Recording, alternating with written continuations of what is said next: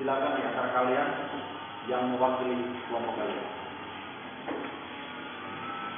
Ya, terima kasih. Jadi yang pertama kami menjelaskan fungsi alternator. Jadi fungsi alternator ini adalah menyediakan daya atau arus listrik saat mesin sudah hidup. Dia hanya menyediakan saat mesin sudah hidup. Penyedia pertama itu adalah baterai. Jadi saat mesin sudah hidup, baterai tidak digunakan lagi, dan alternator yang berfungsi untuk semuanya. Dia menyuplai ke lampu-lampu, menyuplai ke semua komponen listrik yang ada di mobil saat mesin sudah hidup. Jadi fungsi alternator itu, jadi menyediakan arus dan juga mengisi ke baterai supaya baterai selalu siap untuk dipakai. Oke, selanjutnya kalian overhaul ya. Gunakan tools yang sesuai.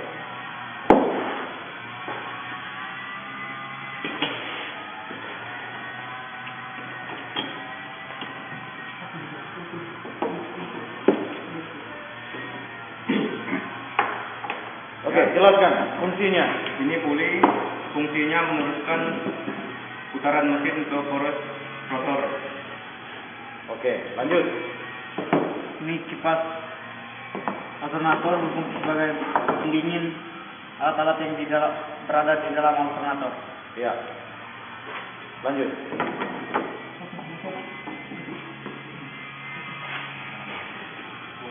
Itu namanya? Washer. Ya, silakan. Sebagai bantalan. Itu ya.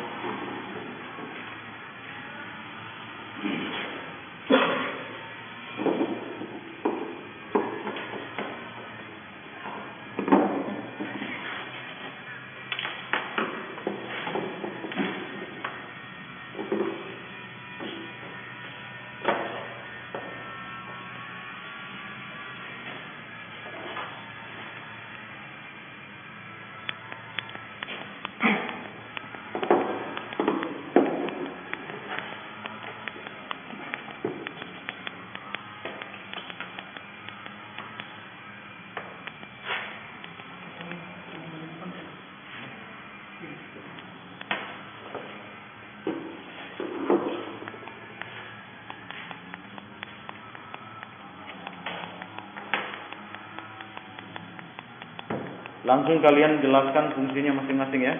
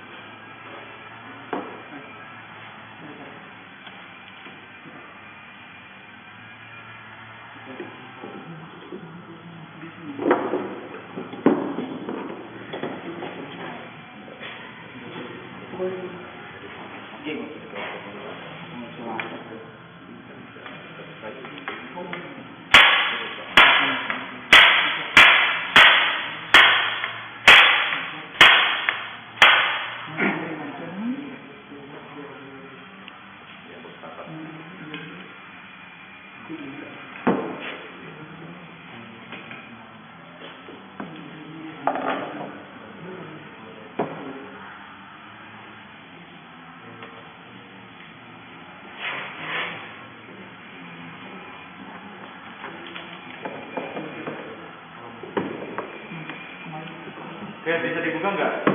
Kalau memang nggak bisa dibuka, ya, kalau memang tidak bisa dibuka, dijelaskan saja, ya, silakan.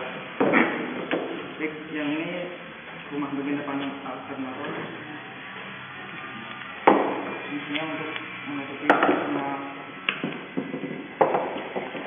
isi komponen yang berada di dalam alternator tersebut. Buka dulu.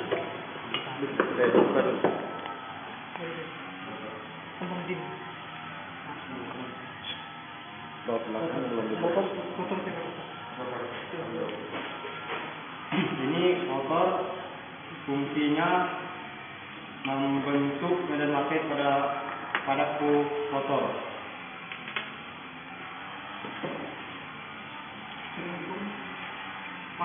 Belum, pengetesan kabar dulu.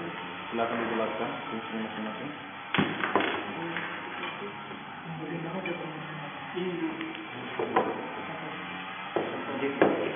Ya, indikator ini berfungsi sebagai atau berfungsi untuk membangkitkan tegangan bolak-balik atau arus bolak-balik.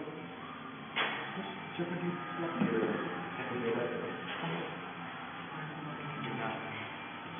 ini kelas dioda fungsinya untuk menyarahkan arus 3 fase yang dihasilkan oleh stator.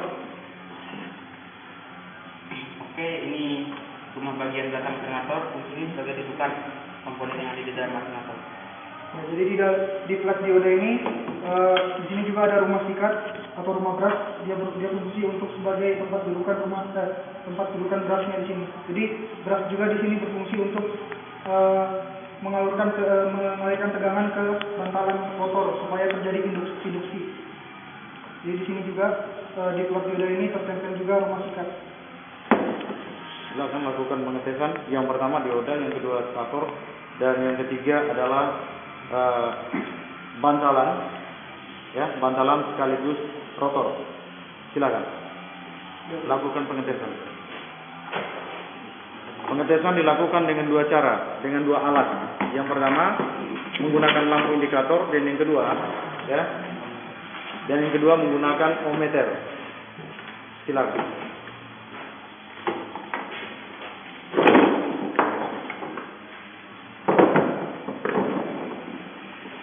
Ya, jadi kami di sini akan memeriksa dioda. Pertama, kami akan memeriksa dengan menggunakan Ohm meter.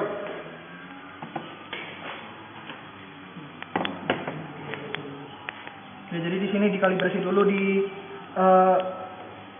selektornya kita kasih ke hambatan atau ohm. Baiklah, kami akan mengukur. Kami akan mencari di mana kutub positif dan kutub negatifnya. Nah, jadi sudah jelas di sini kutub positifnya, di sini kutub negatifnya. Selektornya bergerak. Seandainya dibalik, dia tidak bergerak lagi. Seandainya bergerak berarti ada kebocoran. Terus setelah itu kami akan mengukur menggunakan lampu.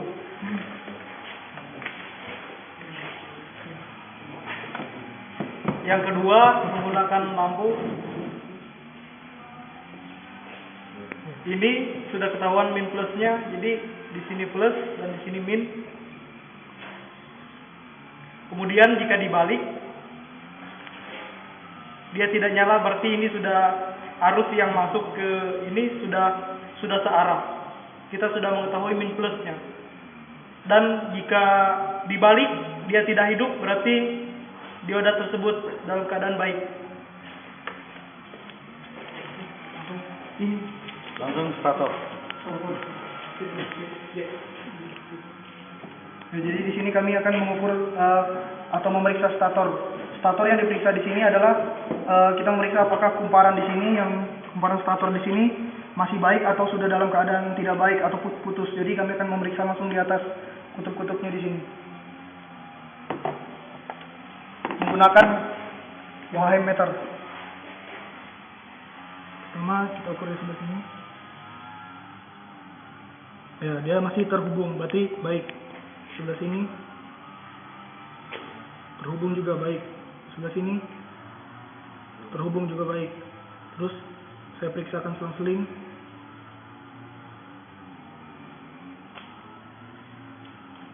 Ya, berarti semuanya dalam keadaan baik. Nah, jadi lewat pemeriksaan ini kita tahu bahwa kumparan yang ada di stator ini masih dalam keadaan baik semua, tidak ada yang terputus. Setelah itu kita akan memeriksa kontak, apakah ada terjadi kontak antara stator dan bodi yang di sini. Bodi stator.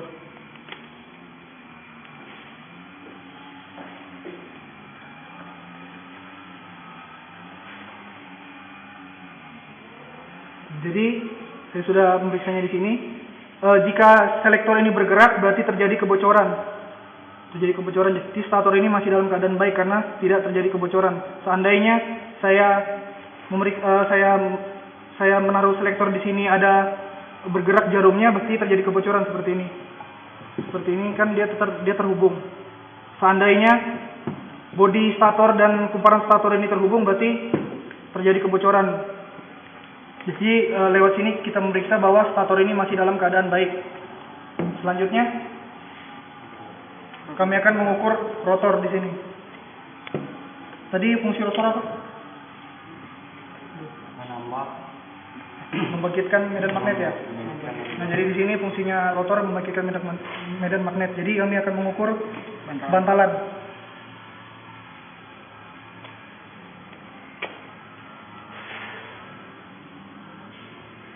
Bantalan dalam keadaan baik ya, karena selektornya bergerak, berarti dia masih dalam keadaan baik terhubung. Pertama kami menggunakan meter, selanjutnya kami menggunakan lampu.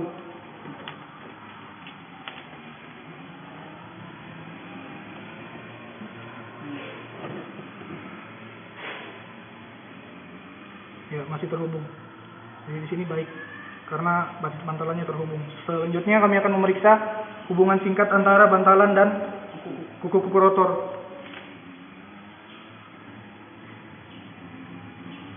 Nah, di sini tidak menyala berarti menunjukkan bahwa bantalan dan kuku-kuku rotor tidak mengalami kebocoran. Seandainya ini menyala, berarti kumparan yang ada di dalam rotor dan bantalan ini mengalami kontak.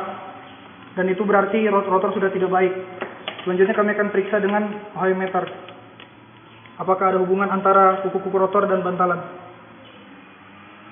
Tidak ada hubungan, berarti rotor dalam keadaan baik. Ya, kesimpulan akhir rotornya baik. Jadi kesimpulan akhirnya rotornya baik, kumparan statornya juga masih baik karena masih tersambung semua.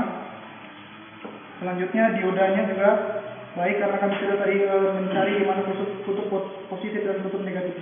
Oke. Sekali lagi Bapak ingin bertanya kepada kalian, apa fungsi rotor dan stator yang sebenarnya? Tolong dijelaskan. Jadi fungsi rotor ini membangkitkan medan magnet untuk kuku rotor. Saat rotor berputar, dia akan saat rotor berputar dan mengelilingi stator, kuku brush akan mengalirkan arus ke bantalan rotor ini, sehingga terjadi induksi antara rotor dan stator dan menghasilkan tegangan AC atau tegangan bolak-balik. Selanjutnya setelah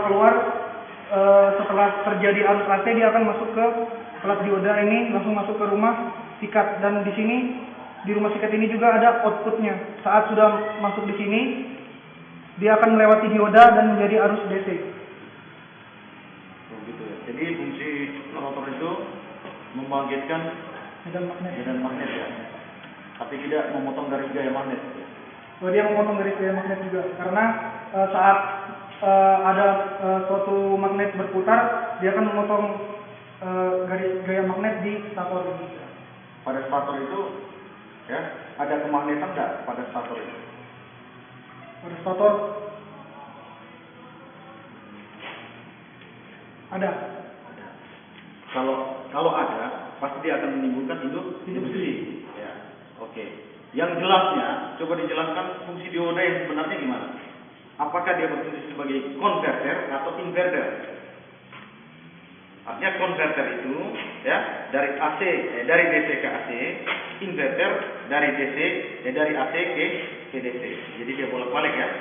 Bapak ulang lagi, konverter dari DC ke AC, inverter dari AC ke DC. Mana yang kalian pilih?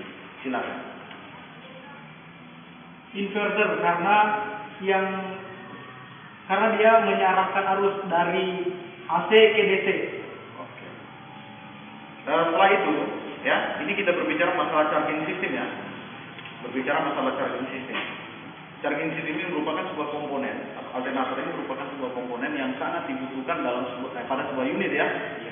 Di mana yang tadi dijelaskan dari awal bahwa fungsi alternator itu berfungsi menyuplai arus ya ke komponen kelistrikan dalam sebuah unit dan juga berfungsi ganda untuk mengisi kekosongan atau kekurangan tegangan pada baterai. Namun tidak semudah itu untuk mengisi ke baterai.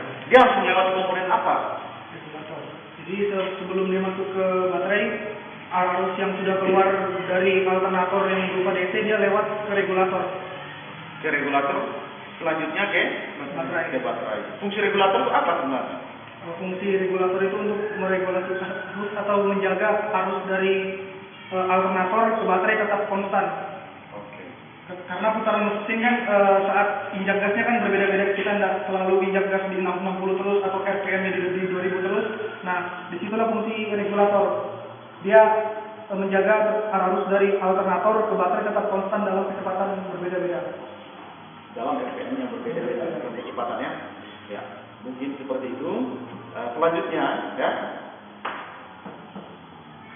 kalian lakukan perakitannya sesuai dengan urutan yang sesuai ya. Lakukan perakitan yang sesuai dengan urutannya. Silakan.